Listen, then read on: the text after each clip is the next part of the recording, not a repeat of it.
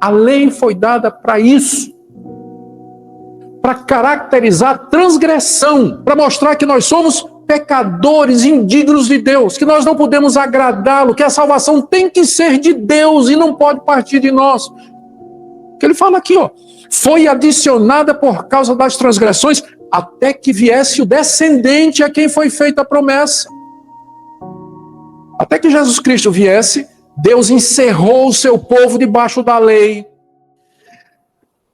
Eu quero saudar os irmãos com a paz do Senhor e aos presbiterianos, boa noite.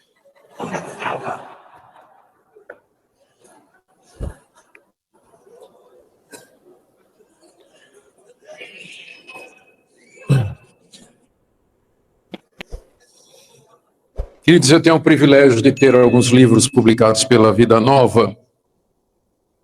E o primeiro deles foi uma série de mensagens no livro do profeta Malaquias a respeito do culto. Então esse livro versa a respeito daquele culto segundo Deus. Como é que nós devemos adorar a Deus? Podemos inventar maneiras de adorar a Deus ou devemos procurar a forma pela qual Ele deseja ser adorado? Então, o culto segundo Deus, exposição do livro de Malaquias. Depois, a Vida Nova publicou uma série de mensagens no livro de Colossenses, cujo tema é a supremacia e a suficiência de Cristo. Esse livro é extremamente atual diante de algumas das tendências da igreja evangélica. Livres em Cristo, que é uma exposição em Gálatas, que servirá de base para o que eu vou falar aqui nessa conferência. À disposição também, como foi dito, amanhã eu terei a oportunidade de autografar aqueles que desejarem, sem custo adicional, naturalmente. Queridos, originalmente, Dr. Rousseau Shedd deveria estar aqui conosco. Como vocês sabem, ele tem padecido de uma enfermidade e não pôde estar aqui. E nós lamentamos bastante. A presença do Dr. Shedd certamente enriqueceria esse evento e traria uma contribuição preciosa para todos nós. E nós lembremos então de orar por ele e pelo seu restabelecimento. Assim permita nosso Deus. Nós vamos orar e já partir para a nossa primeira exposição, a Carta aos Gálatas, onde nós vamos falar sobre justificação pela fé. Oremos. Senhor, nós queremos começar pedindo pelo teu servo, Dr. Rousseau Shedd, e pedir que tua boa mão esteja sobre ele, que tu queiras recuperá-lo desse mal, trazê-lo de volta ao convívio dos seus e ao convívio da igreja, e que ele ainda possa servir-te, ó Deus, conforme teu querer e a tua vontade. Obrigado por esse momento, por esse evento. Nós queremos pedir que teu Espírito Santo guie tudo que vai ser dito aqui, para a edificação do teu povo, crescimento do teu povo e para a tua glória e maior conhecimento nosso. É o que nós te pedimos em nome de Jesus. Amém. Vocês abrissem suas Bíblias na Carta aos Gálatas e deixassem aberta aí no capítulo 2. Deixe-me fazer algumas observações antes de nós começarmos a exposição. Hoje à noite vou falar a respeito da justificação pela fé, que é um dos temas que o apóstolo Paulo trata nessa carta. Esse é exatamente o tema que fez com que essa carta se tornasse tão importante na Reforma Protestante e depois, historicamente, na Igreja Cristã. A carta foi escrita, provavelmente, durante a primeira viagem do apóstolo Paulo, quando ele visitou o sul da Galácia, e, portanto, antes do Concílio de Jerusalém, que nós encontramos lá em Atos capítulo 15. Há uma outra teoria de que Paulo, na verdade, fundou as igrejas durante a sua segunda viagem, depois do Concílio Apostólico em Jerusalém, que está no capítulo 15. Seria a teoria do norte da Galácia, mas nós entendemos que a primeira teoria, ou seja, de que Paulo fundou as igrejas na primeira viagem, ela traz menos dificuldades Nós não podemos ter certeza absoluta, mas é o que nos parece mais provável. Paulo fundou a igreja, pregou o evangelho naquela região, e algum tempo depois dele ter saído, chegaram alguns mestres que se pretendiam pregadores do evangelho, mas de um evangelho mais completo do que o evangelho de Paulo. E judaizantes, porque eles tinham origem judaica, e eles pretendiam fazer com que os convertidos na região da Galácia adotassem a lei de Moisés como condição para a salvação. Eles basicamente diziam que havia necessidade de se guardar as chamadas obras da lei. As obras da lei na carta aos Gálatas e no pensamento de Paulo são basicamente a circuncisão, a dieta religiosa, que tinha a ver com alimentos que podiam ser comidos ou não, alimentos puros e impuros, a lista está lá no livro de Levítico e em outras partes, e o calendário sagrado dos judeus, que incluía a guarda das 3 festas religiosas, algumas datas especiais, lua cheia e particularmente o sábado. O judeu achava que essas obras da lei eram identificação da nação de Deus e queriam que os gentios, que não eram judeus, ao crerem em Jesus Cristo, eles adotassem também esses indicadores culturais da identidade judaica. O apóstolo Paulo, quando toma conhecimento de que essas ideias estavam circulando no meio das igrejas e que alguns convertidos já haviam dado um passo mais além, haviam se circuncidado e estavam começando a guardar a lei de Moisés, ele resolve então escrever essa carta com o objetivo de parar os Gálatas, de impedir que eles se tornassem judeus, judaizados. E o ponto central do apóstolo Paulo é que a salvação é pela fé em Jesus Cristo e não pela guarda das obras da lei. Há outros temas dentro da carta, como, por exemplo, a questão do apostolado. E nós vamos ver na palestra de amanhã a questão da espiritualidade. Mas todas essas coisas giram em torno desse tema central, de que a pessoa é justificada diante de Deus não pela guarda ou prática das obras da lei, mas mediante a fé em Jesus Cristo. O esboço da carta é muito simples, ele começa com uma saudação. Ele faz uma defesa da sua autoridade apostólica e menciona um episódio em que ele confrontou o apóstolo Pedro por conta de incoerência doutrinária. Depois, nos capítulos 3 e 4, ele entra no bojo do assunto, onde ele faz uma exposição e uma defesa da doutrina da justificação pela fé, e termina com orientações práticas, capítulos 5 e 6. Justificado pela fé, ele deve viver. O meu objetivo nessa noite é focar no assunto do final do capítulo 2 e chegar até o capítulo 4. Como foi feita a promessa de que a gente não ia passar das 10, e meu plano era ir até meia-noite, pode ser que a gente não chegue até o capítulo 4, mas nós vamos até onde nós pudermos ir aqui na exposição dessa preciosa carta do apóstolo Paulo.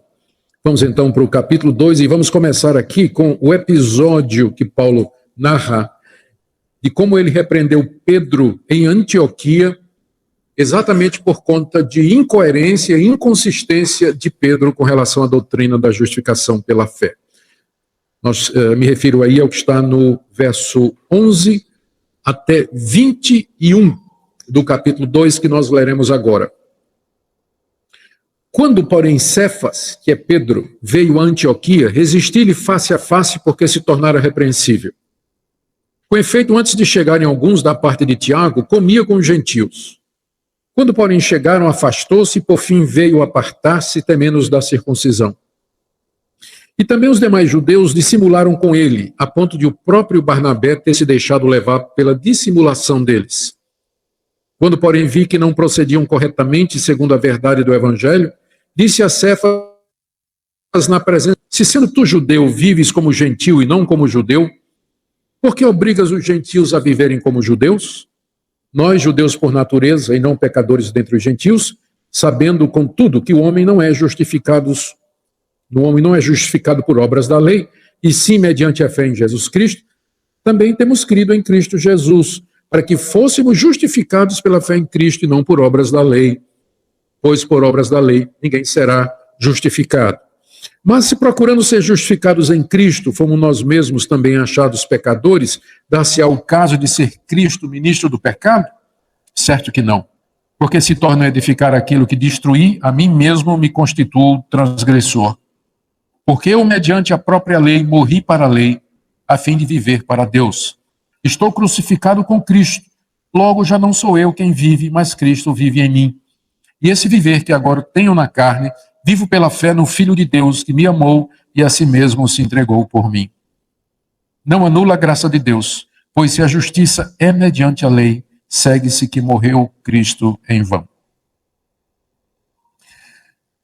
Que quando recebem a visita de Pedro, a sede da pregação ao mundo gentílico, era a igreja base das viagens missionárias do apóstolo Paulo. Era ali que ele estava com Barnabé e outros auxiliares. Pedro estava em Jerusalém, vem fazer uma visita a Antioquia. E estando em Antioquia, nós lemos aí no verso 11, versos 12 e 13, ele estava se sentando à mesa com os crentes que eram gentios e não judeus e comendo com eles. Exatamente porque uma das obras da lei era a dieta religiosa, o judeu era proibido de comer com os gentios, porque os gentios comiam todo tipo de comida que era proibida ao judeu. Comia com sangue, comia porco e comia outros animais que era vedado ao judeu comer. Então, muitos judeus que se tornaram cristãos ainda mantinham a marca da sua identidade judaica e eles não comiam com cristãos e não sentavam com gentios, ainda que fossem cristãos, porque haveria essa diferença na alimentação. Mas Pedro, que já sabia que a justificação é pela fé e não por obras da lei, quando visitou Antioquia, sentou à mesa com aqueles irmãos de Antioquia, que eram todos gentios, e estava comendo com eles.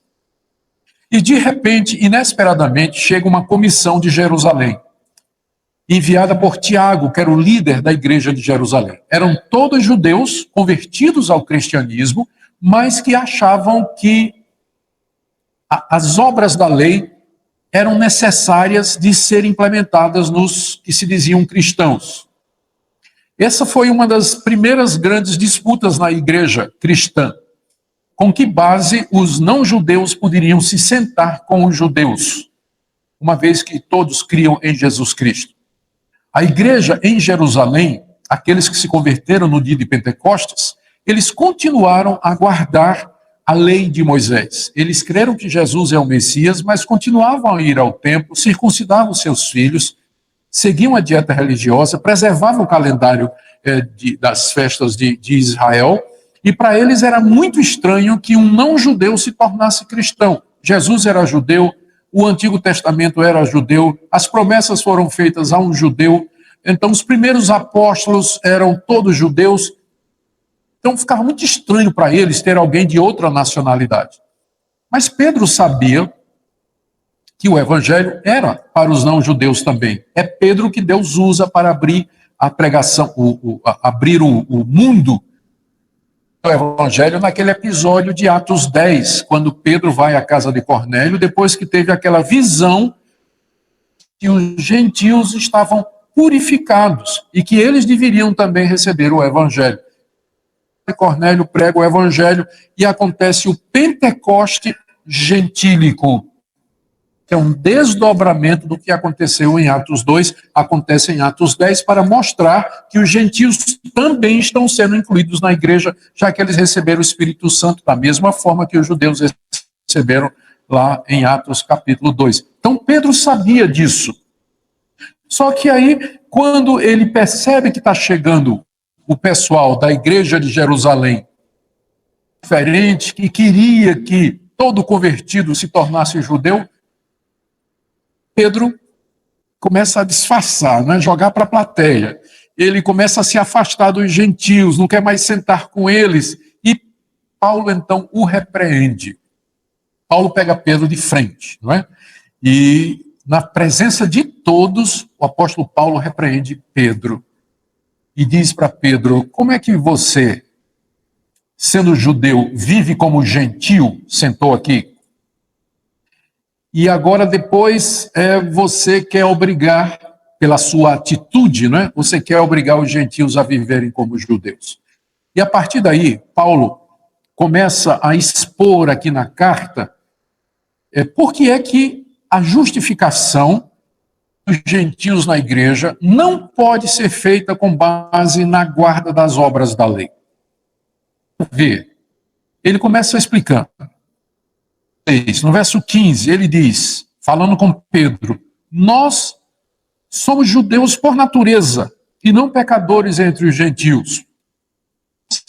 Nós somos judeus, nós recebemos a lei de Moisés. Nós, agora, verso 16, que o homem não é justificado por obras da lei. Nada para a salvação do homem. Não é pela guarda das obras da lei, ou seja, por aquilo que a lei manda, que nós vamos ser justificados de nossos pecados diante de Deus. E sim, estou no verso 16 ainda, a justificação é mediante a fé em Jesus Cristo. Você percebe que Paulo agora coloca uma coisa em oposição à outra. A tentativa de justificar-se pelas obras da lei exclui a salvação pela fé em Cristo Jesus. Ou a salvação é pela guarda das obras da lei, ou a salvação é pela fé em Cristo Jesus. São dois sistemas que se excluem mutuamente. Eles eram judeus, Paulo e Pedro. Eles tinham recebido a lei. O judeu pensava que a lei conduzia à salvação, mas agora Paulo e Pedro sabem que o homem não é justificado pela guarda da lei, pelos motivos que ele vai apresentar aqui, mas mediante a fé em Jesus Cristo. Aí ele diz, também nós cremos em Jesus Cristo para que fôssemos justificados pela fé em Cristo e não por obras da lei, pois por obras da lei ninguém será justificado. Aqui você tem esse versículo aqui, capítulo 2, verso 16, ele é o tema da carta aos Romanos, aos Gálatas, aos Romanos também. É o tema do que Paulo vai dizer aqui. Ou seja, que a fé, a salvação, a justificação, fé em Cristo Jesus, e não pela observação da lei que Deus deu a Israel através de Moisés. Ninguém será justificado dos seus pecados diante de Deus pela guarda das obras da lei. Do verso 17 a 21, Paulo responde a vários argumentos. Que ele sabe que aqueles falsos mestres estavam dizendo lá na igreja da Galácia. O primeiro está no verso 17. Se procurando ser justificados em Cristo, fomos nós mesmos também achados pecadores, dar-se ao caso de ser Cristo ministro do pecado? Certo que não. O argumento era mais ou menos assim. Tá, você está dizendo que a salvação é pela fé em Cristo. Você crê em Jesus Cristo, você é justificado dos seus pecados, mas você continua pecando. Então, Cristo é ministro do pecado. Resposta de Paulo, é claro que não. A responsabilidade do meu pecado não está em Cristo. Na verdade, a justificação pela fé, ela vai me libertar do domínio do pecado. Esse é o tema que Paulo vai responder no capítulo 5, que nós vamos ver amanhã. É que somente pela fé em Cristo é que nós vamos ter vitória verdadeira sobre o pecado e não mediante as obras da lei. No verso 18, Paulo, ele diz que uma vez que ele conheceu a Cristo, ele voltar para guardar as obras da lei é você edificar um edifício que você já derrubou. Verso 18. Se eu torno a edificar aquilo que destruí, a mim mesmo me constituo transgressor. Na hora que Paulo creu em Cristo e foi justificado dos seus pecados, ele destruiu a falsa esperança que ele tinha como fariseu e judeu, de que seria salvo pela guarda da lei. Agora, se depois de ter crido em Cristo, ele volta a guardar as coisas da lei, chofar, levar a arca, candelabro de Israel, todo esse tipo de coisa que hoje os evangélicos estão fazendo, ele está reconstruindo aquilo que ele destruiu. Sim, aí é que ele é transgressor. Aí é que ele é transgressor. Se ele volta a fazer essas coisas para as quais ele já morreu. E ele explica por que é que ele destruiu a lei para ele? Está no verso 19. Porque eu, mediante a própria lei, morri para a lei. A lei não me salva, a lei me mata. Porque quando ela diz não farás, não farás, não farás e não farás, e eu faço, e faço mesmo, então eu vou receber a penalidade que a lei impõe ao pecador, que é a morte. O salário do pecado é a morte. Então, na verdade, a lei mata. Eu estou morto para a lei e a lei está morta para mim. E eu vivo agora por um novo princípio, diz Paulo, no verso 19. Eu morri para a lei a fim de viver para Deus. Olha que paradoxo. A lei, na verdade, é um instrumento pelo qual eu sou morto e posso viver para Deus. Ele, sabe onde é que ele explica isso aqui melhor? Em Romanos capítulo 7. Em Romanos capítulo 7, Paulo conta a seguinte história. Era uma vez uma mulher casada com um marido perfeccionista.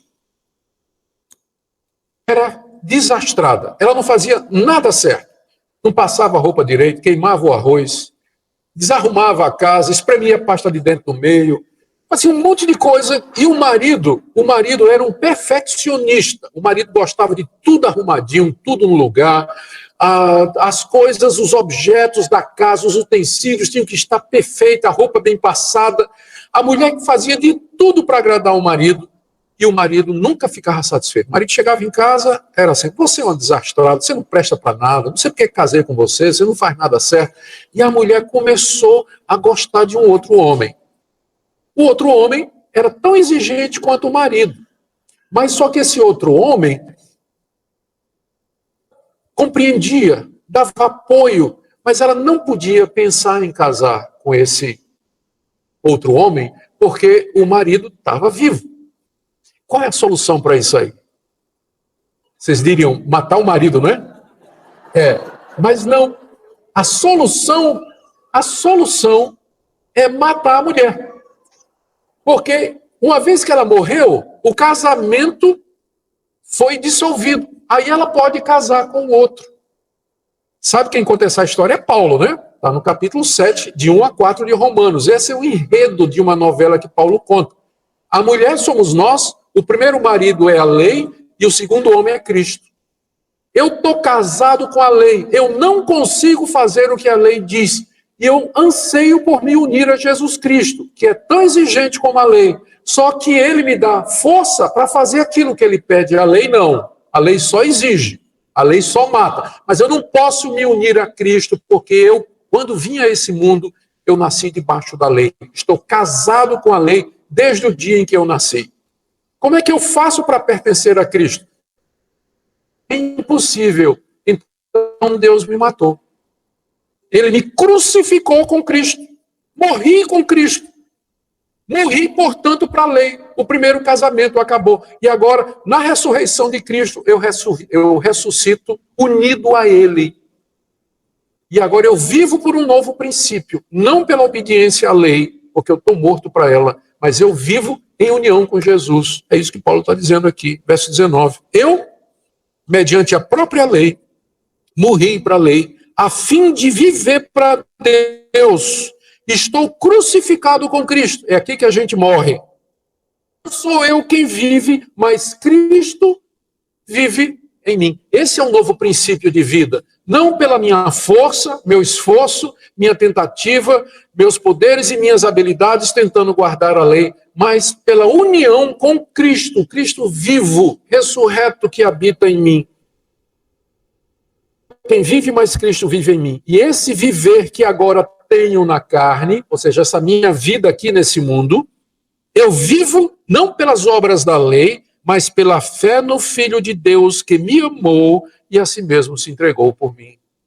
Quando a gente pensa na morte de Cristo na cruz, a gente sempre associa com derramamento de sangue para perdão dos pecados, mas é muito mais do que isso. Cristo morreu não somente para me livrar da culpa do pecado, mas para me livrar da lei, para me tirar de debaixo da lei, para que eu possa servir a Deus agora mediante um outro princípio, que é o poder do Cristo vivo em mim e não pela força da carne. Ele conclui no verso 21, esse é o resumo do que ele quer dizer. Eu não anulo a graça de Deus, porque isso que ele acabou de dizer é graça. É por isso que a gente diz que o evangelho é graça. Porque Deus nos livrou da condenação da lei graciosamente, nos uniu ao seu Filho. Eu não anulo a graça de Deus, pois se a justiça, a justificação, a salvação é mediante a lei, segue-se que morreu Cristo em vão. Morreu em vão.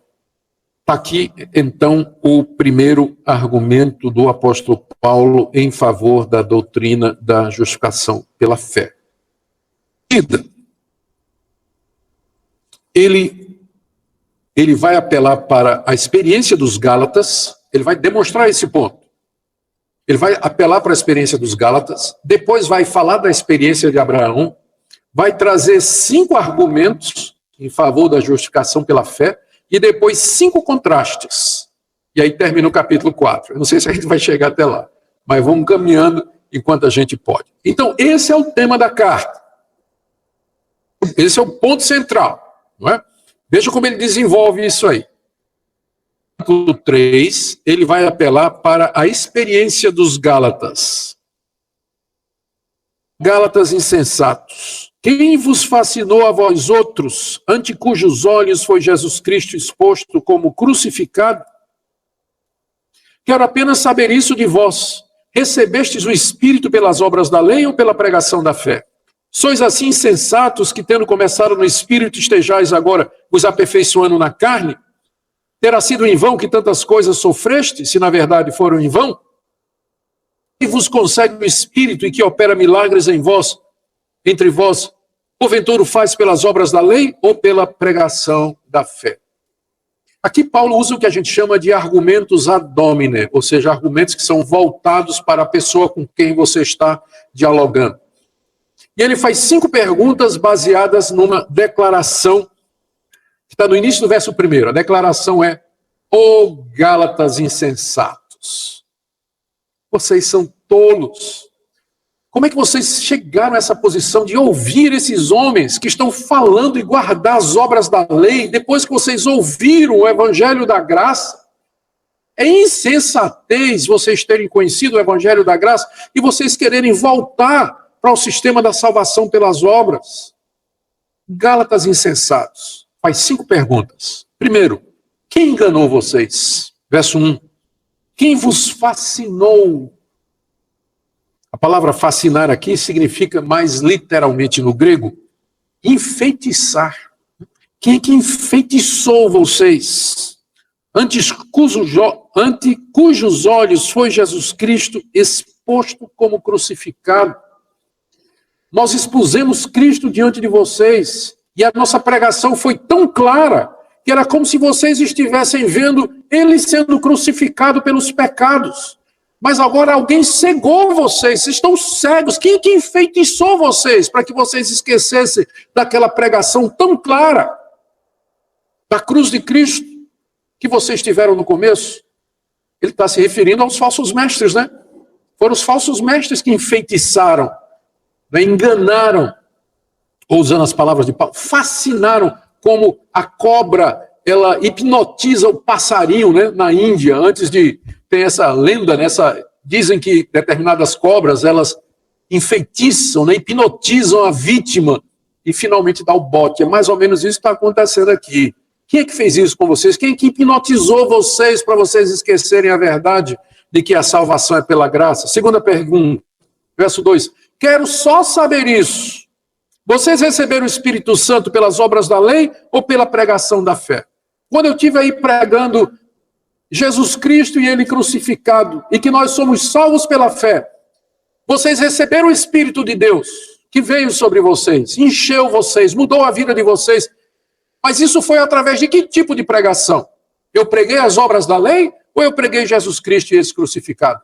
A resposta deles devia ser: não, nós recebemos o Espírito Santo mediante a fé em Jesus Cristo crucificado, como você nos ensinou. Aí, não é, o próximo argumento de Paulo diz: e então, se vocês receberam o Espírito mediante a fé em Jesus Cristo, e não por esforço pessoal, e não por guardar obras, mas foi a graça de Deus, foi pela fé que vocês receberam o Espírito Santo, por que vocês estão querendo agora viver como se o Espírito, ou ter o Espírito, ou andar no Espírito, fosse alguma coisa que dependesse de guardar obras da lei?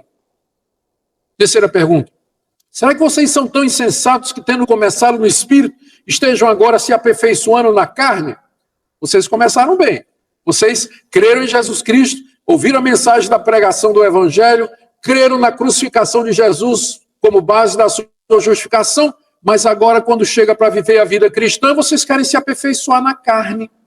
Aperfeiçoar na carne seria viver a vida cristã mediante as obras da lei, seguindo não faça isso, não coma aquilo, não toque naquilo outro, pecado fazer isso, pecado fazer aquilo. Claro que tem isso na vida cristã, mas não é essa a força e a dinâmica da vida cristã que vai nos livrar do domínio do pecado, mas união com Cristo. Vai voltar sobre isso.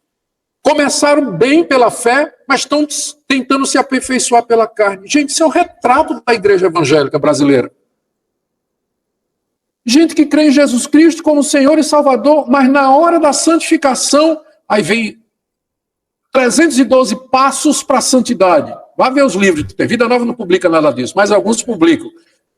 80 chaves para o poder espiritual. E aí vem, entende? A regra, a norma, a lei. Tem que fazer isso para obter aquilo e tudo. Aí vem campanha. Aí vem sacrifício, vem um monte de coisa que é empurrado goela abaixo da igreja evangélica. Como se fosse condição para o Deus que nos salvou pela graça, vai nos santificar. Agora, por outro critério, a gente começa no espírito e termina na carne. Termina na carne. Era o caso dos Gálatas. Vivendo a mesma coisa. Quarta pergunta, no verso 4. Terá sido em vão que tantas coisas sofreste, se na verdade foram em vão? Por quê? Porque quando os Gálatas creram em Jesus como Senhor e Salvador pela fé, eles sofreram perseguição dos judeus. Mas agora aquela perseguição foi em vão, porque eles estavam querendo aceitar aquilo que os judeus estavam pregando. Quinta pergunta. Aquele, pois, que vos concede o Espírito e que opera milagres entre vós, porventura o faz pelas obras da lei ou pela pregação da fé? Durante a presença de Paulo entre eles e depois, o Espírito de Deus atuou de forma miraculosa entre eles. Pessoas foram curadas. Pessoas experimentaram a plenitude de Deus. Tiveram experiências extraordinárias com Deus. Mas aquilo era decorrente de quê? Paulo diz aqui, da pregação da fé. A pregação do Evangelho, que exalta Cristo, a sua ressurreição e sua glória. Então, acompanhando a pregação da palavra, Deus realizava milagres no meio do povo. Mas aquele poder espiritual era decorrente da palavra, não era decorrente de obras que alguma pessoa fizesse. Mas era concessão de Deus pela pregação do Evangelho. Paulo está perguntando isso.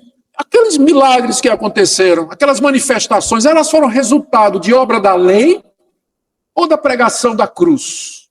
A resposta é, foram da pregação da cruz. E Paulo pergunta, então por que vocês querem voltar agora?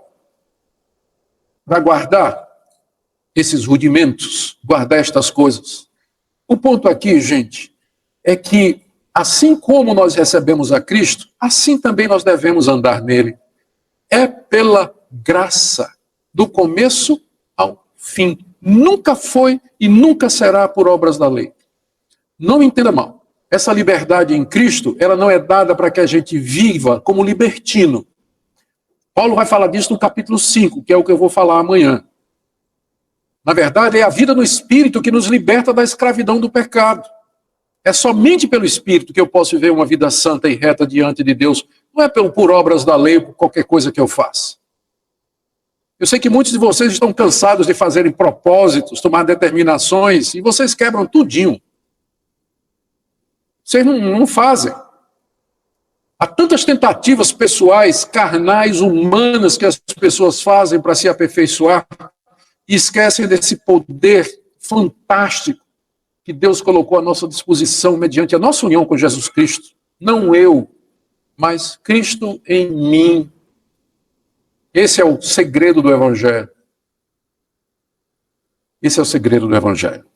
Bom, terminada Paulo agora, depois de ter mencionado a experiência dos Gálatas, para provar que não é por obras da lei que Deus nos justifica e nos dá o Espírito Santo e age no meio da igreja, ele agora volta para a experiência de Abraão, do verso 6 Abraão, que era o pai da nação judaica, considerado o amigo de Deus, os rabinos diziam que Deus havia revelado a lei a Abraão 450 anos antes de Moisés.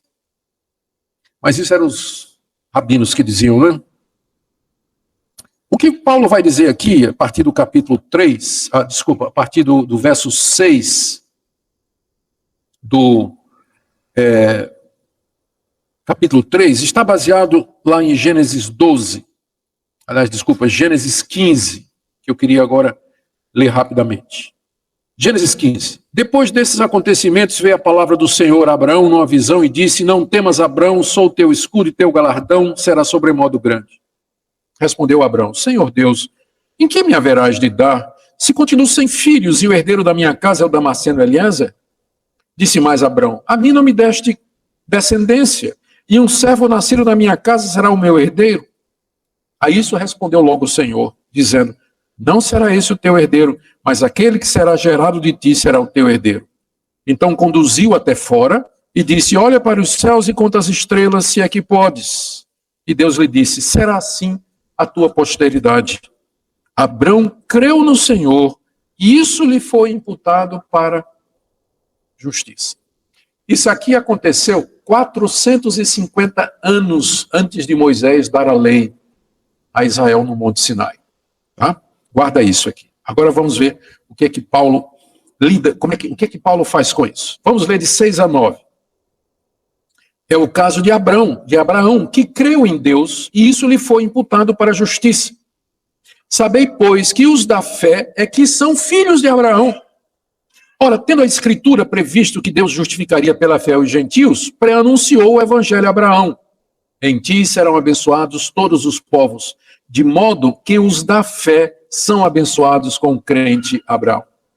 O argumento dos judaizantes, aquele pessoal que estava minando o Evangelho, e querendo que os crentes guardassem as obras da lei, era que a lei foi dada ao povo de Deus, aos descendentes de Abraão. Os descendentes de Abraão são o povo de Deus. Os filhos de Abraão são os filhos de Deus. Eles receberam a aliança, receberam a circuncisão, receberam todas aquelas regras. Então, se eles quiserem fazer parte dos filhos de Deus, da família de Deus, do povo de Deus, eles têm que ter as marcas dos filhos de Abraão, que é a circuncisão, o calendário e a dieta. Afora outras coisas. Olha o que é que Paulo diz aqui. Paulo diz, espera aí um pouquinho. Para Gênesis. Quando foi que Abraão foi justificado? Não foi justificado. E a resposta é que Abraão foi justificado naquele dia, naquela noite, em que Deus apareceu para ele e disse: a sua descendência, que será, na qual serão benditas todas as nações da terra, será tão numerosa como a areia do mar e as estrelas do céu. E Abraão diz: mas Senhor, eu não tenho nem filho. Isso vai acontecer. Deus tomou pela mão, né, por assim dizer, saíram da tenda, céu aberto, e Deus disse a Abraão: conta as estrelas. Se você puder contar, aí você vai ter um número de descendentes que virão de ti. E diz que Abraão creu em Deus. E diz o texto que isso lhe foi imputado para a justiça, ou seja, Abraão foi justificado mediante a fé no Filho de Deus, filho dele, que seria o Salvador do mundo. Abraão foi salvo da mesma forma que você é salvo porque você crê no Messias que já veio. Abraão foi salvo porque ele creu no Messias que haveria de vir. A diferença é só que a gente se posiciona ao norte e Abraão ao sul, mas no meio está Jesus Cristo. Abraão creu nele, olhando para frente, e nós cremos nele, olhando para trás. Mas é a mesma fé.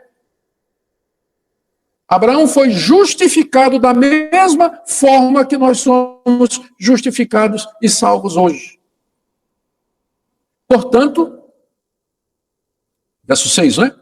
É o caso de Abraão que creu em Deus, isso lhe foi imputado para a justiça. Conclusão de Paulo no verso 7. Sabei, pois, que os da fé é que são filhos de Abraão. Vocês estão dizendo que, vocês estão falando dos filhos de Abraão como se todo judeu fosse filho de Abraão. Não. Os que têm fé é que são os verdadeiros filhos de Abraão. Portanto, hoje, quem tem fé, como Abraão teve, mesmo que seja um brasileiro, ele é mais filho de Abraão do que os judeus. Os verdadeiros filhos de Abraão são os que têm fé, como Abraão teve. Porque muito judeu não tinha. Muito judeu era idólatra ou queria se salvar pelas obras da lei, queria guardar todos os mandamentos para ser salvo, e não tinha fé que Abraão teve. E aí, veja, como do verso 8 até o verso 9, ele reforça o argumento dizendo que no próprio chamado de Abraão, Deus já tinha dito que o evangelho, que a fé se estenderia para além da descendência dele. Ora, verso 8, tendo a escritura previsto que Deus justificaria pela fé os gentios, que etnicamente não são filhos de Abraão, o evangelho de Abraão dizendo, em ti serão abençoados todos os povos. Verso 9, de modo que os da fé são abençoados com o crente Abraão. Então, quem é o povo de Deus? Quem sempre foi o povo de Deus? Quem teve fé no Antigo Testamento e hoje. Sempre foi o povo de Deus, um povo. Os da fé é que são os verdadeiros filhos de Abraão. Os verdadeiros judeus são aqueles que andam na mesma pisada de fé que Abraão, nosso pai, teve. É o argumento de Paulo aqui para desmontar o ataque do judaizante, dizendo que se os gentios quisessem ser salvos, eles tinham que entrar no povo de Deus, os judeus, não é? Mediante circuncisão, guarda da lei, esse tipo de coisa. Mas peraí, vamos esclarecer. Quem são os filhos de Abraão? O que significa ser filho de Abraão? E com isso ele desmonta aquele ataque, né, dos judaizantes. Em seguida de ter falado da experiência de Abraão, Paulo agora traz 5 argumentos contra a justificação por obras da lei. Vou tentar correr aqui. Primeiro, viver pela lei coloca você debaixo de maldição. Está aí do verso 10 a 14. Todos quantos, pois, são das obras da lei, estão debaixo de maldição, porque está escrito, maldito todo aquele que não permanece em todas as coisas escritas no livro da lei para praticá-las. É evidente que pela lei ninguém é justificado diante de Deus, porque está escrito, o justo viverá pela fé. Ora, a lei não procede de fé, mas, aí ele cita outra passagem, aquele que observar os seus preceitos, por eles viverá.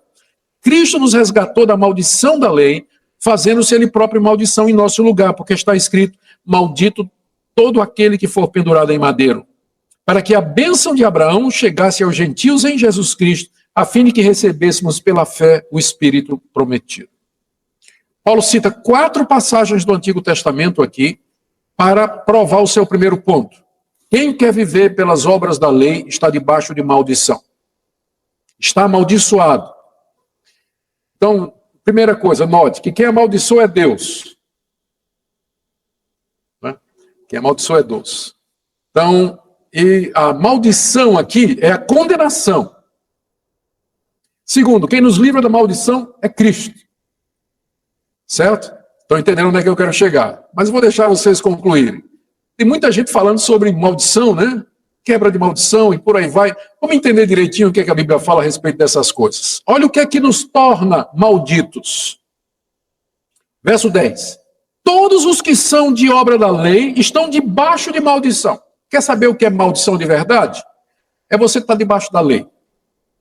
É você tentar se salvar fazendo alguma coisa. É você tentar agradar a Deus pelo seu mérito. É você tentar ganhar o favor de Deus por algum merecimento que você acha que você tenha. É isso que coloca você debaixo de maldição. Essa é a maldição. As outras, maldição do devorador, do devastador e tudo mais, fichinha.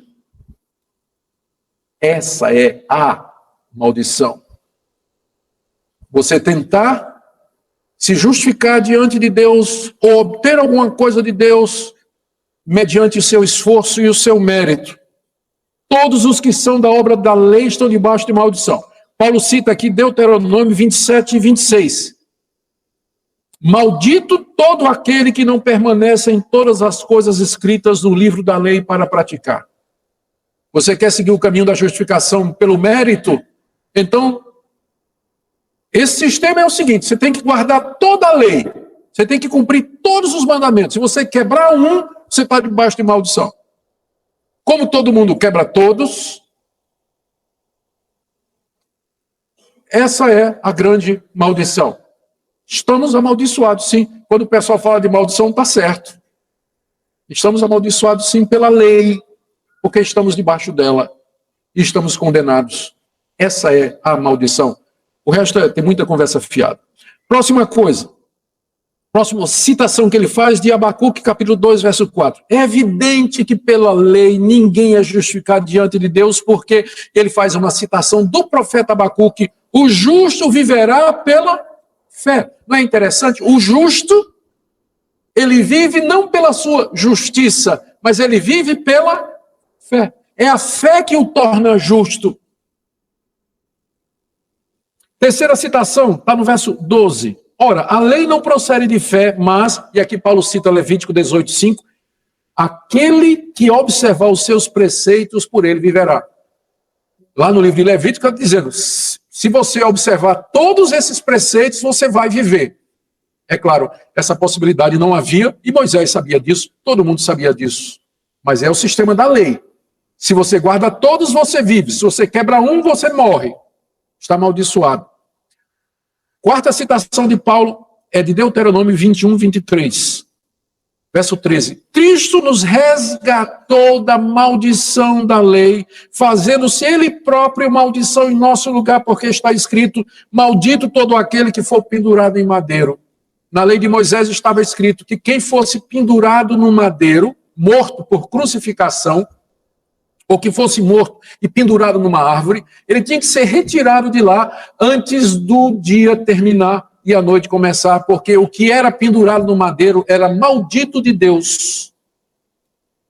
E Paulo cita isso aqui para dizer que Cristo, ao morrer pendurado num madeiro, ele se tornou maldito.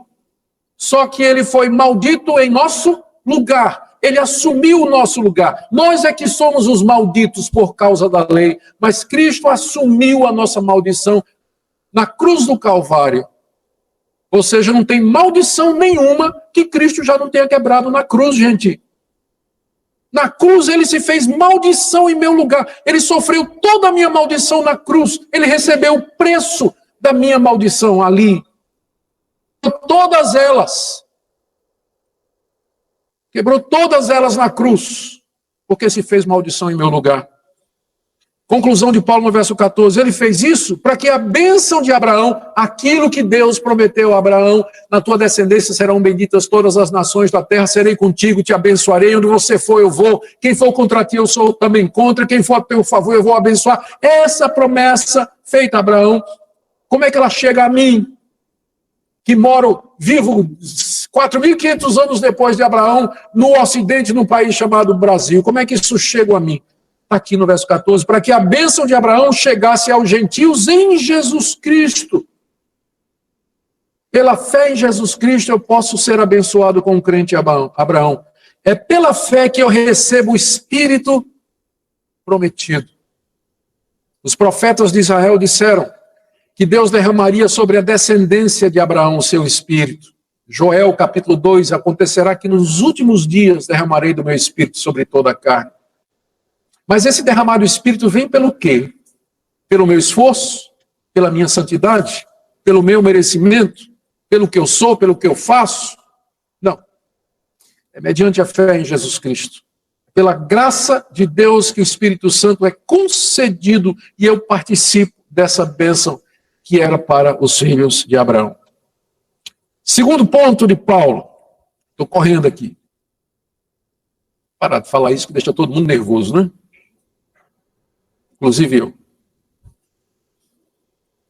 Segundo argumento. A promessa feita a Abraão, ela veio antes da lei. Aí, a partir do verso 15. Irmãos, falo como homem. Ainda que uma aliança seja meramente humana, uma vez ratificada, ninguém a revoga ou lhe acrescenta alguma coisa. Ora, as promessas foram feitas a Abraão e ao seu descendente. Não diz, e aos descendentes, como se falando de muitos, porém como de um só, e ao teu descendente que é Cristo. E digo isso, uma aliança já anteriormente confirmada por Deus, a lei, que veio 430 anos depois, não a pode abrogar ou desfazer, de forma que venha desfazer a promessa. Porque se a herança provém de lei, já não decorre de promessa, mas foi pela fé que Deus a concedeu gratuitamente a Abraão. Paulo aqui está trabalhando no relato histórico de Gênesis, com base no fato de que Abraão recebeu a lei 430 anos, Abraão recebeu a promessa 430 anos antes da lei. Ele começa no verso 15, se valendo de um dispositivo legal que havia no mundo grego-romano da sua época. Uma vez que uma aliança era ratificada, ela não podia ser revogada ou acrescentada. Uma vez que um acordo, um contrato era firmado, ele só poderia ser desfeito com base em consenso das duas partes. Mas uma vez que foi assinado, que foi selado, aquele contrato estava valendo. E o que vem depois não pode anular o contrato. Não pode anular o contrato. Aí ele pega isso aqui para dizer o seguinte, verso 16. Deus fez promessas a Abraão, e particularmente ao descendente de Abraão, que é Cristo. Na tua descendência singular serão benditas todas as nações da terra.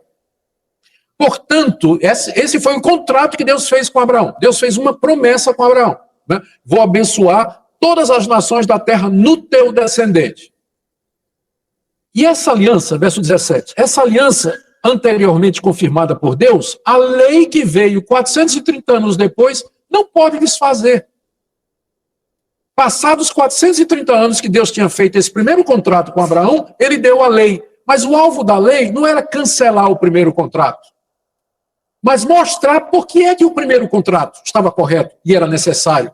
A lei não foi dada para desfazer a promessa pela fé, mas para caracterizar a nossa necessidade. Ele vai explicar isso aí. Ele conclui no verso 18. Se a herança, ou seja, se aquelas promessas de Deus provém da lei, anos depois, então já não é promessa. Mas foi pela promessa que Deus a concedeu gratuitamente a Abraão. Ou seja, o evangelho, a salvação, a concessão do Espírito Santo, tudo aquilo que hoje nós desfrutamos, Deus prometeu a Abraão e selou esse acordo com ele 430 anos antes da lei. É isso que veio trazendo, guarda isso, não guarda isso, come isso, não come aquilo, guarda esses dias, não guarda esses dias. Todo aquele sistema legal que é baseado em sacrifício de animais, sacerdócio levítico e tudo mais, na presença física do templo e tudo mais, essas coisas, elas não podem anular o que havia feito com Abraão. Ou seja, o alvo da lei não era anular a promessa. Os judaizantes estavam entendendo errado. Eles estavam querendo que a salvação fosse pela lei, só que a lei chega 430 anos depois que Deus já tinha dito como é que seria a salvação. Agora então, Paulo, você tem que explicar por que foi dada a lei então.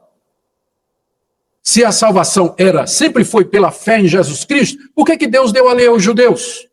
A partir do verso 19, que é o terceiro argumento de Paulo. Qual, pois, a razão de ser da lei? Foi adicionada por causa das transgressões, até que viesse o descendente a quem se fez a promessa, e foi promulgada por meio de anjos pela mão de um mediador. Ora, o mediador não é de um, mas Deus é um. Contrário às promessas de Deus, de modo nenhum.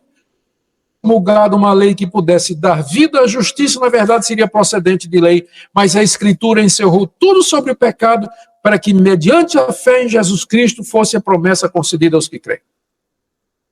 Paulo está dizendo duas coisas aqui. Ele está explicando por que a lei foi dada.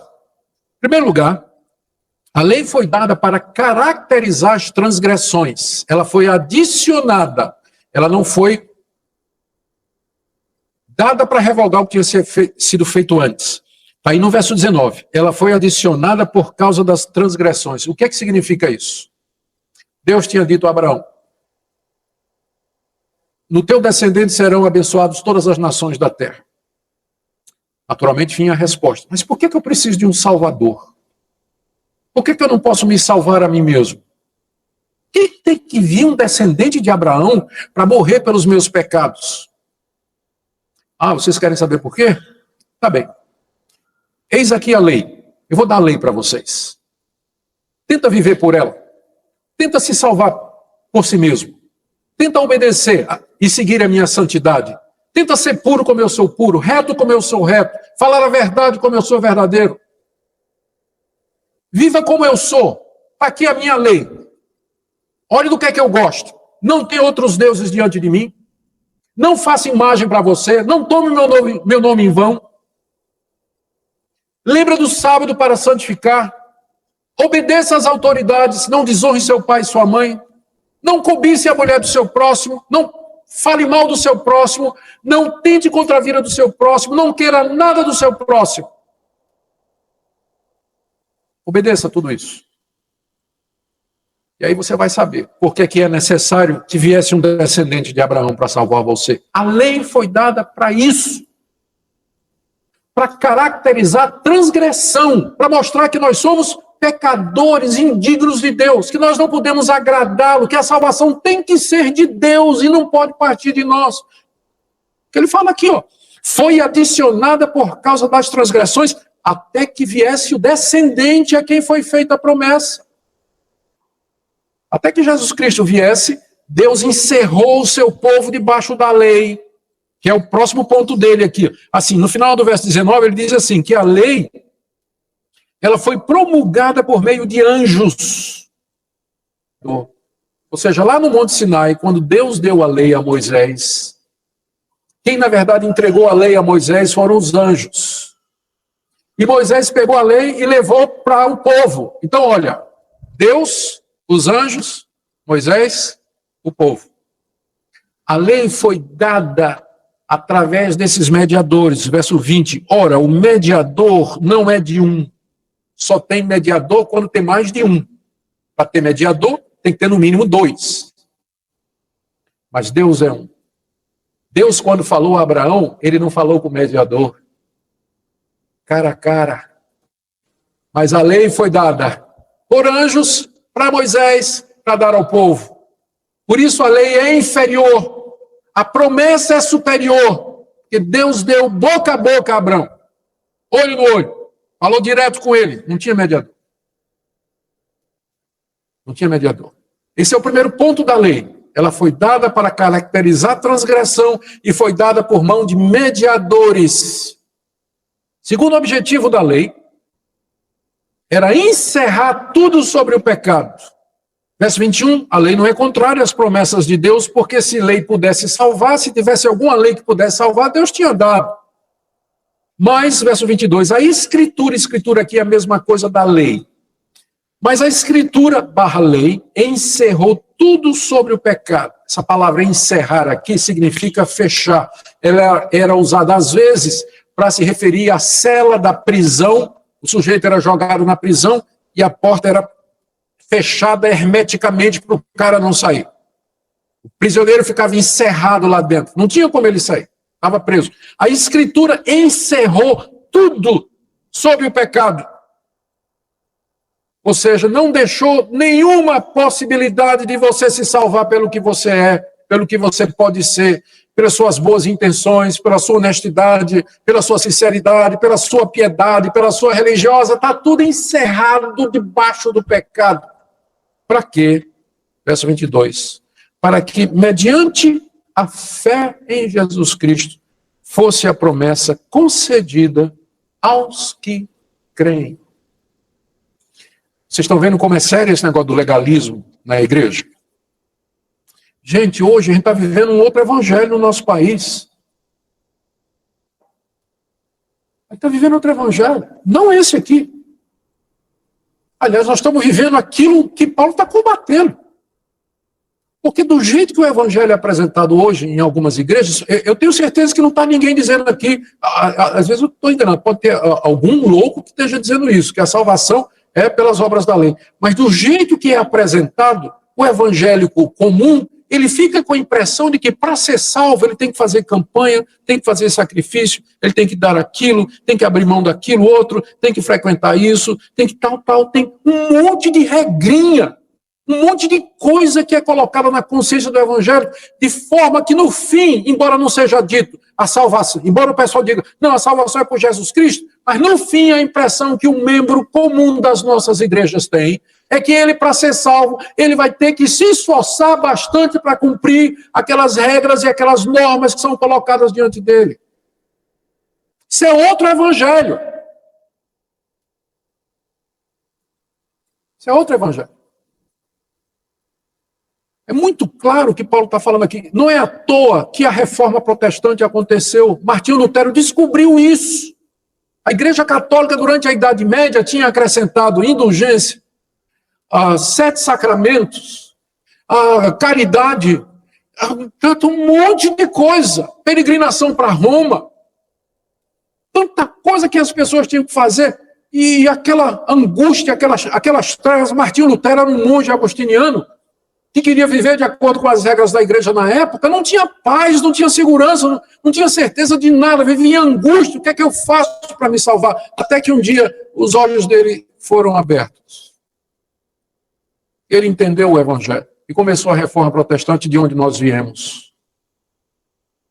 Doutrina fundamental, sola graça, sola fide, somente a graça, somente a fé. Não obras, não obras. E, às vezes, a gente coloca um fardo e um peso em cima da igreja. Indevido. É isso que nós chamamos de legalismo. Legalismo. E que Paulo combate aqui nessa carta. Antes de você pensar que o que eu estou dizendo vai abrir a porta para as pessoas quererem viver de qualquer forma, espere pelo capítulo 5. Espere pelo capítulo 5. Mas vamos começar com isso aqui. Não é por obras. Não pode ser. Paulo demonstra isso da experiência dos Gálatas, demonstra da experiência de Abraão. Ele faz uma exegese aqui do Antigo Testamento, cita textos. Deixa-me correr aqui para o último argumento de Paulo. Desculpe, eu tinha dito, ele está explicando o porquê da lei. Transgressão, caracterizar, encerrar tudo debaixo do pecado, e terceiro, nos conduzir para Cristo. Está no verso 23 a 24. Antes que viesse a fé, estávamos sob tutela da lei e nela encerrados para essa fé que de futuro haveria de revelar-se. De maneira que a lei nos serviu de aio para nos conduzir a Cristo, a fim de que fôssemos justificados por fé. O aio, no grego, pedagogo, era o nome de um escravo culto que era contratado pelo patrão para educar as crianças. O pedagogo era o professor particular que morava em casa e treinava as crianças do seu patrão, que ensinava desde cedo matemática, física, arte, literatura, línguas e tudo. Era o pedagogo, que é traduzido aqui como aio.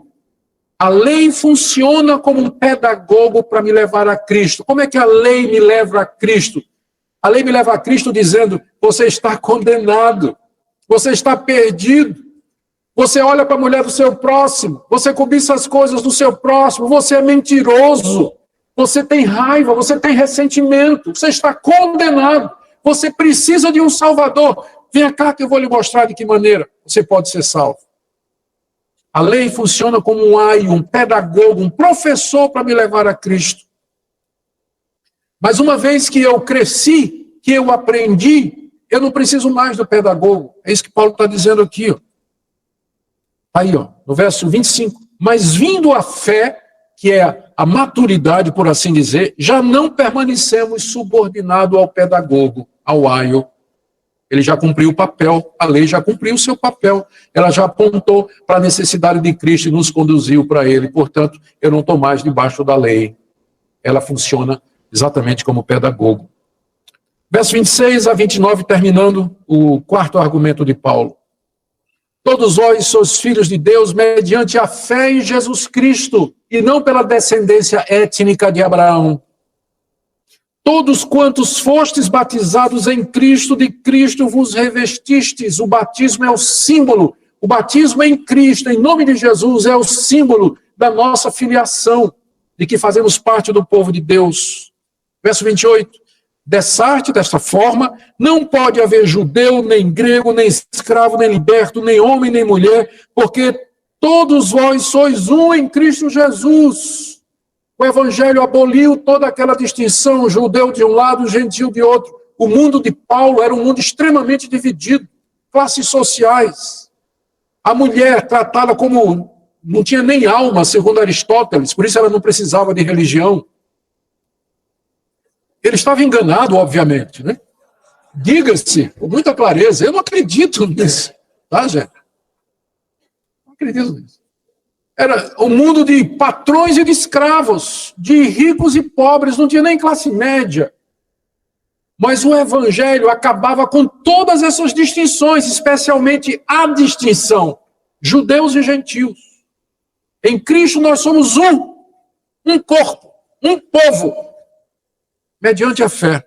E, como consequência, veja o verso 29, se sois de Cristo, também sois descendentes de Abraão e herdeiros segundo a...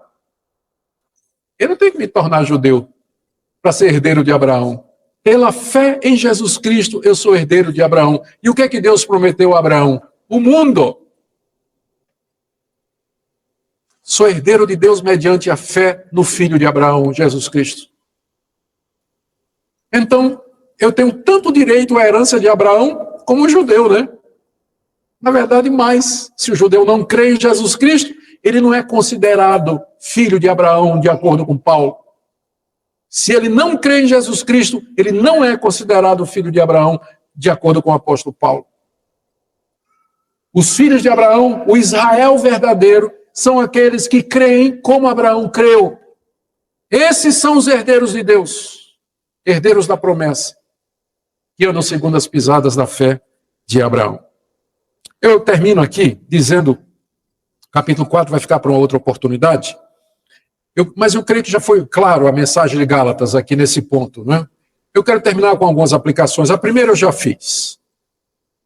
A primeira aplicação dessa doutrina é com referência à maneira pela qual eu sou salvo. Eu sou salvo não pelo cumprimento de alguma lei, nem pela lei de Moisés, nem por qualquer outra lei imposta por um homem ou por um sistema ético ou doutrinário. Eu sou salvo mediante a fé em Jesus Cristo, Filho de Deus, que na cruz do Calvário morreu pelos meus pecados e ressuscitou ao terceiro dia para minha justificação. Subiu aos céus, está à direita de Deus e intercede por mim. Eu sou salvo mediante a fé nele e somente isso. Não é fé mais alguma coisa. É pela fé, confiança naquilo que ele fez por mim. É nele que eu deposito a minha esperança da vida eterna, esperança, certeza. É nele que eu confio a minha alma. É nele que eu vou confiar na hora da morte. E aqui nessa vida é para ele que eu quero viver. Então, esse é o primeiro impacto dessa doutrina. Segundo, essa doutrina que Paulo nos ensina aqui, que é fundamental para o cristianismo, nos mostra por que nós não podemos aceitar o movimento ecumênico, que diz que todas as religiões são boas e que elas levam a Deus. Se todas as religiões são boas e elas levam a Deus, o apóstolo Paulo está errado e a Bíblia está errada. Porque, na verdade, só existem, apesar de no mundo, um dia desse eu estava manuseando um manual, faz alguns anos, estava manuseando uma enciclopédia das religiões. É dessa grossura aqui, ó. Enciclopédia das religiões. Existem milhares e milhares de religiões no mundo. E quando eu acabei de dizer essa frase, já surgiu mais uma. Quando você olha, você pode ficar confuso. Qual dessas religiões é a certa que tem no mundo? Quando você examina essas religiões no que elas ensinam, é impossível examinar todas, né? Mas quando você examina as principais religiões, as mais conhecidas, fazendo a pergunta, como, de acordo com essa religião, a pessoa se reconcilia com Deus, você vai ver que, no final, só tem duas religiões. Uma religião que diz que a salvação é de baixo para cima, ou seja, é o homem que constrói o seu caminho até Deus, e que se ele fizer e seguir os ditames daquela religião, ao final Deus vai recebê-lo, vai perdoá-lo e aceitá-lo. E a outra religião que diz que o caminho é de cima para baixo. É Deus que vem ao encontro do pecador. E vem ao encontro dele para salvá-lo, libertá-lo, perdoá-lo, justificá-lo e recebê-lo. Ou seja, na verdade, só tem duas religiões no mundo. Religião das obras, que representa 99,9% de todas as religiões, e a religião da graça, que é o cristianismo bíblico.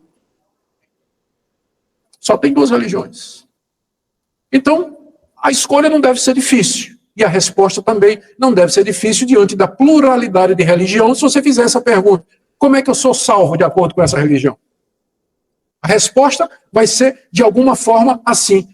É pelo seu merecimento, é pelo que você faz, pela sua fidelidade, pelo seu cumprimento das normas, etc. Enquanto que o cristianismo bíblico é a única no mundo que fala de um Deus que veio ao meu encontro, graciosamente perdoa o pecador, o torna seu filho e só depois é que ele vai dizer: você agora é meu filho, ande de acordo com isso. Nas outras religiões é assim: ande de acordo com o que eu estou dizendo, e aí você vai ser meu filho. No cristianismo, primeiro Deus diz: você é meu filho, agora ande de acordo com isso. Terceiro impacto dessa doutrina aqui para o cristianismo brasileiro, evangélico em geral, né, no Brasil e em outros lugares, no que diz respeito à minha maneira de viver aqui nesse mundo.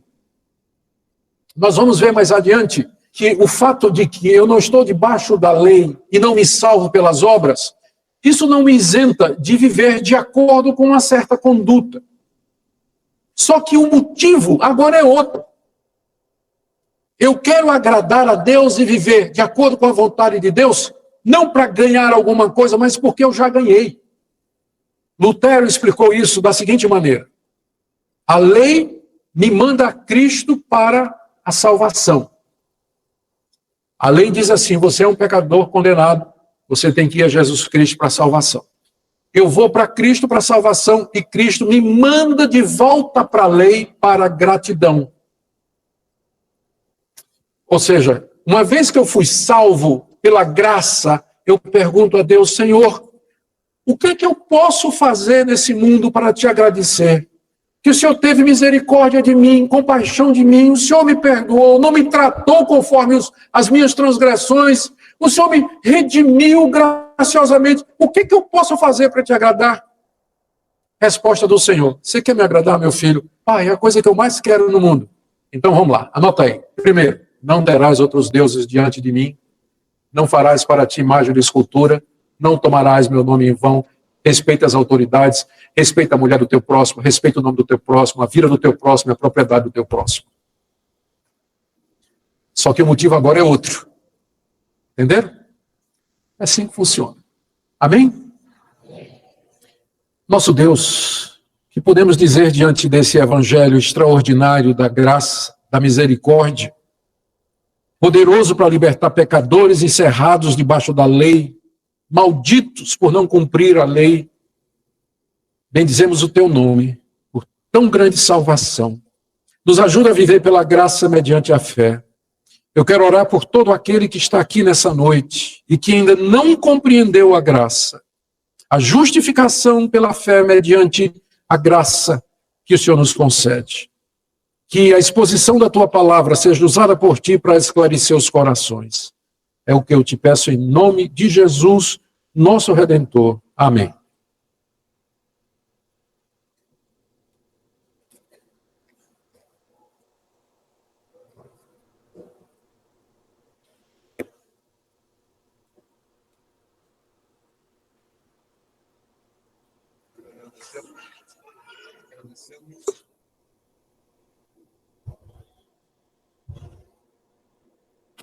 Agradecemos ao pastor Rodolfo.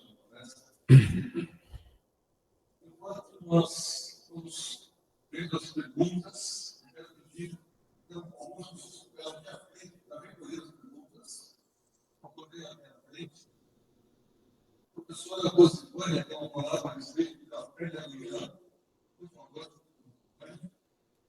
As perguntas estão chegando. Eu quero chamar na frente até o pastor Josimar, grupo de Bolsérgio, para juntos fazer essas duas questões. Sobre computação.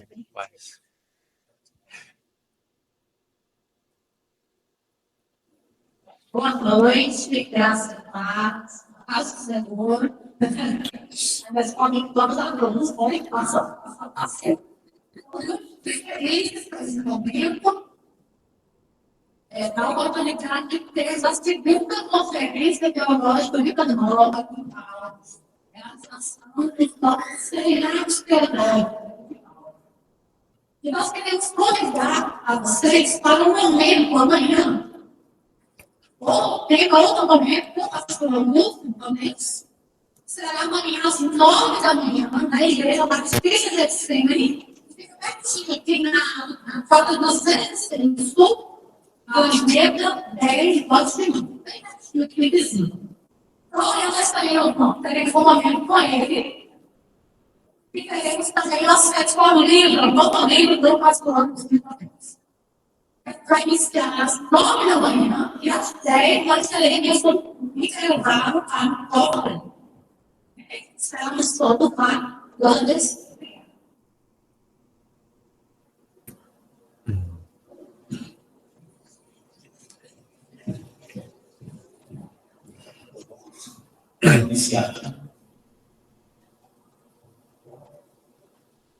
Mateus 17, 18, diz: não penseis que revogar a lei ou os profetas, mas um revogar vim para tudo. Há contradição? Eu acho que eu estou com o microfone, está funcionando ainda o meu. Todo mundo dá para ouvir?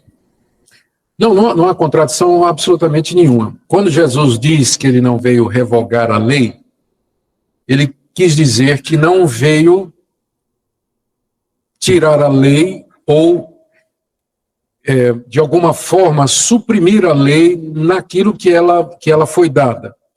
Nós vimos que a lei foi dada para caracterizar a transgressão, encerrar todos debaixo do pecado e funcionar como um aio, um professor que levasse a própria pessoa do mestre. Então, nesse sentido, Jesus não revoga a lei. Ela hoje continua a fazer esse papel. Lutero chamava a lei de a marreta de Deus, porque até hoje a lei continua a fazer esse papel. Quando eu evangelizava no interior de Pernambuco e batia de porta em porta na cidade que eu estava evangelizando, eu entrava na casa de alguém para pregar o evangelho, começava dizendo que a pessoa era uma pecadora e precisava do evangelho, aí vinha aquelas respostas que a gente já conhece quando faz evangelismo. Eu não sou tão pecador assim, tem gente pior do que eu. Eu dizia, então vamos fazer o seguinte, vamos ler aqui os 10 mandamentos, e aí você vai analisar a sua vida. Quando chegava no 5º mandamento, 6º, já dava para ver o semblante caído da pessoa, né? A consciência acusava a pessoa. Então, a lei continua hoje a fazer o seu papel. É nesse sentido que Jesus não revoga a lei. A lei permanece hoje. O que foi revogado da lei, é aquela parte em que ela era simbólica, típica e apontava para Jesus Cristo. Como, por exemplo, o sistema de sacrifício, o sistema de sacerdócio, o sistema levítico, embora muita gente hoje queira ainda preservar os levitas, né? Lembrando que trabalho de levita no Antigo Testamento era desembuchar bicho, abrir tripa de bicho, pegar o que sobrava, levar para fora do templo, limpar o sangue, manter o templo organizado e, quando tinha tempo, tocar um pouquinho. Tá? Então, só lembrando que era isso que o levita fazia no Antigo Testamento. Tá? Porque tem muita gente hoje que sabe tocar um violãozinho, está mais afinado, aí é levita, né, pastor? Só não tem levita aqui não, né? Tem. Foi mal, pastor. Então, nesse sentido, a lei passou. Né? Aquilo que era simbólico, típico de Cristo, ela passou. Mas a essência dela, como sendo a expressão da santidade de Deus, do caminho da retidão, isso aí Jesus nunca aboliu e nem foi abolido pelo Evangelho, né? Permanece como sendo expressão da vontade de Deus. Só que não nos salva, ela nos aponta o caminho da salvação. Bom? Que cuidado devemos ter ao apresentar o padrão de vida de santidade para não correr o erro e acrescentar exigências à fé na graça. O cuidado que a gente tem que ter é de que o que a gente está propondo esteja de acordo com a palavra de Deus. Se não pudesse ser provado pela Escritura, nós não devíamos colocar como condição para a vida, para a nossa vida e para a vida dos membros da igreja. A Bíblia é a nossa única regra de fé e prática. Se eu não posso provar pela Escritura, ou de forma direta ou indireta, uma determinada prática, um determinado procedimento, eu não deveria impor a consciência dos irmãos. Mas devo seguir somente a Escritura como palavra de Deus e regra de fé e conduta na minha vida. Senão eu vou criar um sistema legalista e vou adicionar regras humanas àquilo que a palavra de Deus não exige e vai ter consequência disso depois na vida de santificação. A Bíblia sempre é a regra para o que a gente faz.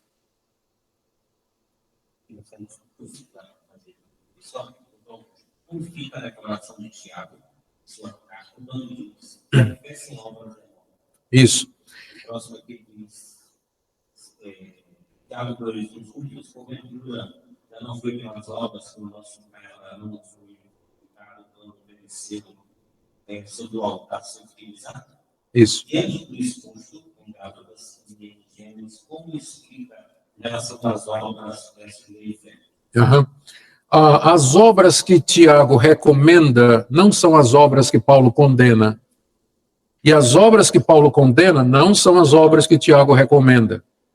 Paulo está lutando contra o legalismo, a tentativa de se justificar guardando as obras da lei. Tiago está lutando contra o antinomianismo, ou seja, era um grupo de cristãos que achavam que não há necessidade de obedecer a Deus ou de viver de acordo com as regras de Deus. Tanto é que Tiago diz assim, esse pessoal que diz que tem fé, mas cuja fé não aparece na conduta, a fé dessas pessoas é morta.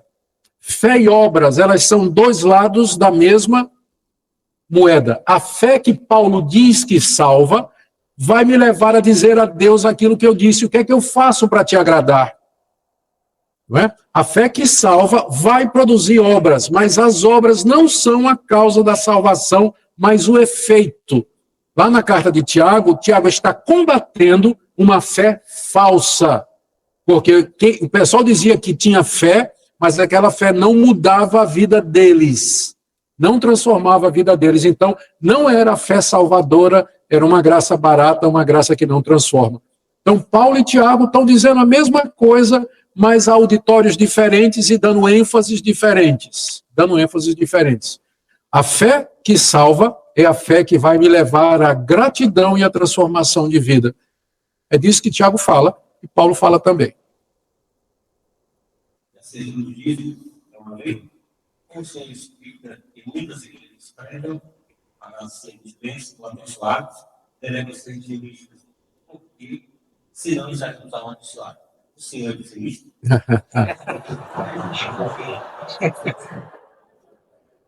Ó, isso que ele pergunta não, hein? Foi o senhor que selecionou. Está se vingando dos levitas, né, pastor? Gente, eu sou dizimista. Desde que eu me converti, eu sou. A minha igreja, ela é a 6ª maior contribuinte da minha denominação. Em termos de dízimo, tudo que a nossa igreja arrecada, 10% a gente manda para a nossa denominação. A nossa igreja é a 6ª em fazer isso.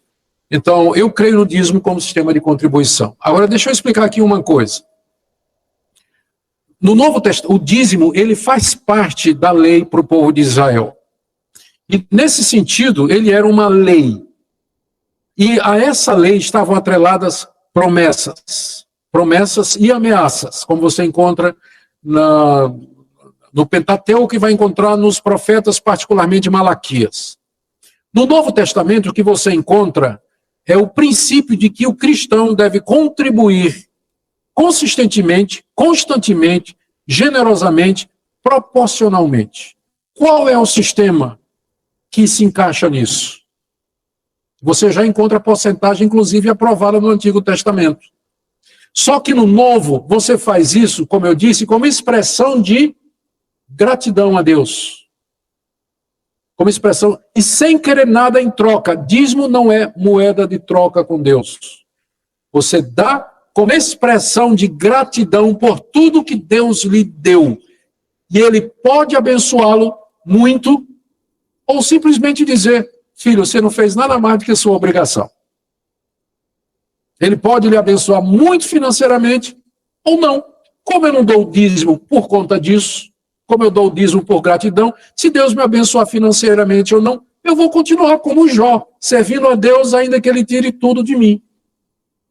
Mas o dízimo é gratidão no Novo Testamento. E é a forma aprovada por Deus no Antigo Testamento. Usamos então como referencial. Tá bom? A motivação é outra, mas o princípio é o mesmo. Como é, pastor? O senhor só está escolhendo ver. Porque as igrejas estão contato de pessoas fazendo um monte de coisas, tentando se salvar, mesmo sabendo que Cristo está no tempo. Porque a religião que está no coração dos homens é a religião das obras. É o que parece mais natural para nós. Se eu vou ser salvo, se eu vou para um céu, um lugar de paz, de felicidade, eu devo fazer alguma coisa para merecer isso. Então, esse é o raciocínio lógico, natural, humano, que todas as pessoas têm. Então, as religiões que apelam para a capacidade do homem fazer alguma coisa como condição de salvação, mais gente. Mas um sistema religioso, se é que eu posso chamar o cristianismo de religião, mas um sistema de salvação que humilha o homem, que coloca o homem lá embaixo, que diz que ele é um pecador condenado, ele não tem condição alguma, não merece nada da parte de Deus, e que a salvação dele depende de Deus e da graça de Deus, pouca gente quer ouvir isso. A gente prefere se sentir mais seguro numa religião onde eu posso fazer para ser salvo. Então, o cristianismo verdadeiro, ele quebra o orgulho do homem e deixa o homem à mercê de Deus, a dependência da graça de Deus. Por isso ele não quer. Ele prefere uma religião onde ele acha que ele pode fazer alguma coisa. Podemos dizer que o legalismo está sendo pregado hoje em dia, tem se caracterizado como um abuso espiritual. Eu acho. E tem trazido prejuízos muito grandes para o meio evangélico.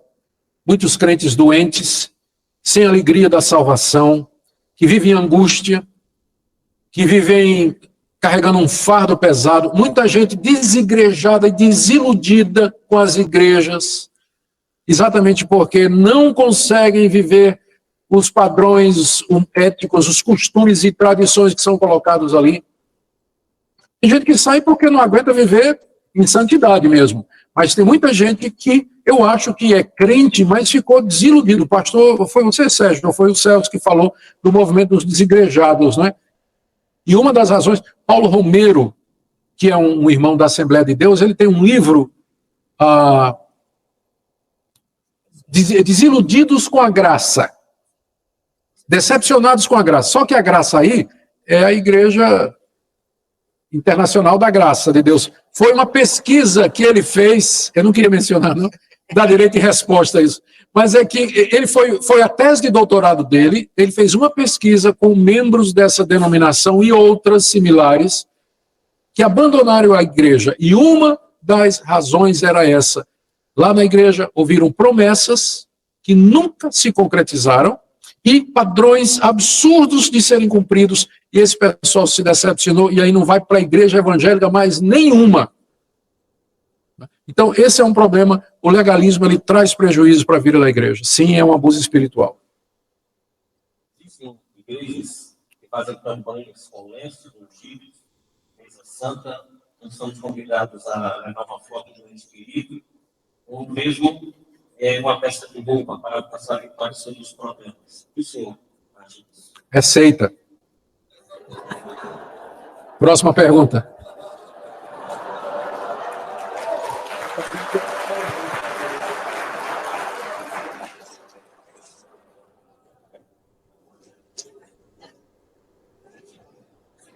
Se a salvação é o que nós queremos, a converter.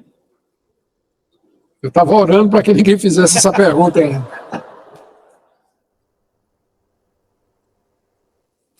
vai ter é porque não deu para continuar, mas no capítulo 4, Paulo vai falar daqueles que da graça decaíram, porque eles estavam querendo voltar a aguardar a lei como meio de salvação.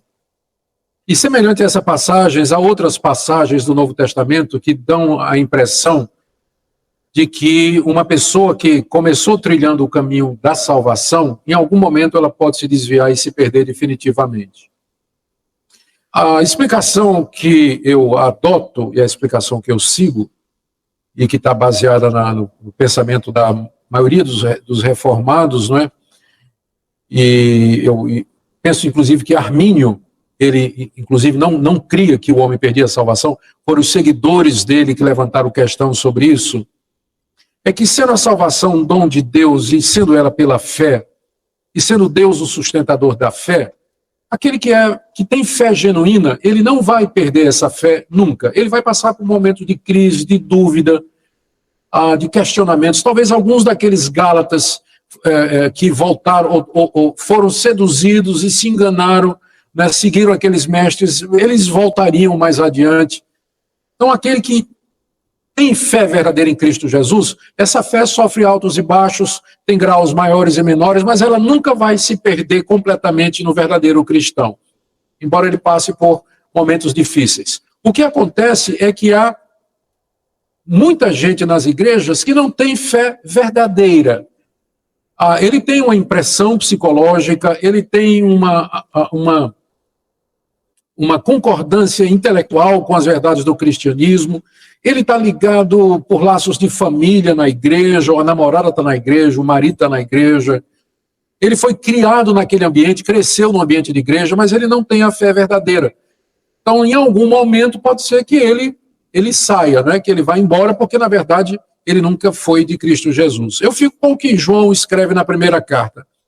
Saíram de nós, mas não eram dos nossos, porque se fossem dos nossos, teriam ficado conosco. Então, eu creio que o verdadeiro crente, a verdadeira fé, ela nunca é apagada completamente do coração daquele que foi regenerado pelo Espírito Santo. Ela passa por altos e baixos, mas nunca se apaga. Nunca se apaga.